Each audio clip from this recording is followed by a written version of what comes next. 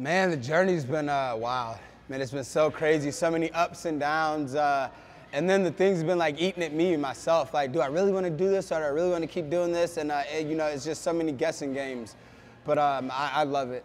You know, there's no other way. You know, I go back and I look at other options. I'm like, why? Why look at other options? Like, this is what I do. You know, I'm a fighter. You know, I'm here to fight. I'm here to put on great shows for the fans and entertain people. And you know, that's what I'm striving to do.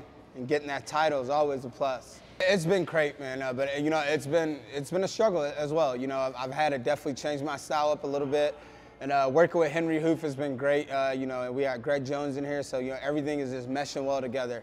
I got away from my wrestling, you know, and I focused a lot on striking and stand-up. I got that down packed, and now it's bringing my wrestling back into it and making this complete fighter that I need to be. You know, I've always said a thing to myself. It's like, I don't want to be like great at one thing. You know, I need to be good at everything. You know, I need to be able to wrestle and strike and do jiu-jitsu. And to me, that's being a complete fighter and the best in the world. Meathead. I don't know he's that bad of a person, but he is a shithead. Meathead shithead. You know, I've never seen one, and man, I'm really blessed and privileged to see his growth as well as a photographer. You know, when he first started, we started this thing in Florida. You know, he was our main guy. He was always in the gym with us, capturing every moment, and you know, pretty much giving the fans exactly what they want to see, and that's us in there training and doing everything that we do. And it's incredible to see his growth and his maturity in his business. You know, it's always been in the back of the head of mine to drop down to featherweight. You know, I really wanted to establish myself in the lightweight division, get as close to a title if I could have won the title, and then drop. But now it seems like, you know, with the division and how fights are going, it's going to be a little pause of a break to get to the title. So I thought I'd just go to 45. You know, I've fought everybody at 55. I want to fight some new faces. I want to get some new looks.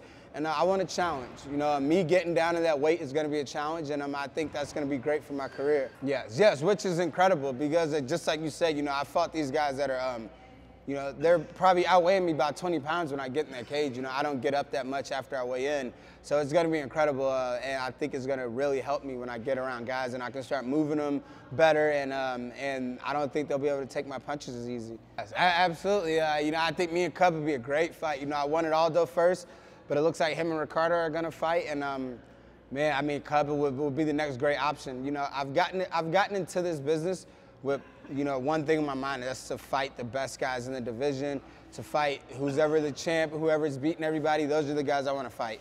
So a fight with Cub, you know, that's right up my alley. You know, he's a friend of mine, but, you know, it's all business. And, you know, I want to test myself, and he's one that will test me. Yeah, let me get on the call with Sean right now and the manager, Dave. But, man, December 30th is right up my alley, man. That's a great card. You know, it's another card in Vegas. I need to redeem myself from the last trip to Vegas. So, you know, that's perfect for me, man. I just got back into training, and I'm hitting it hard. I'm going to be ready for anything that comes up.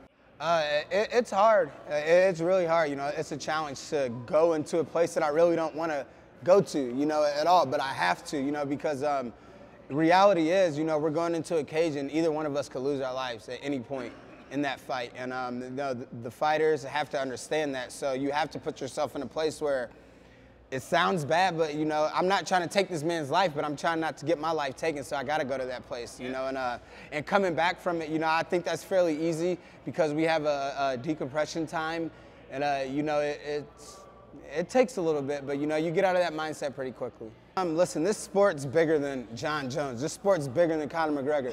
You know, even though he's the biggest thing right now, you know, it's so much bigger. You know, there's so many more fighters that have put in blood, sweat, and tears for years and have given these fans exactly what they wanted, and these fighters don't need to be forgotten about.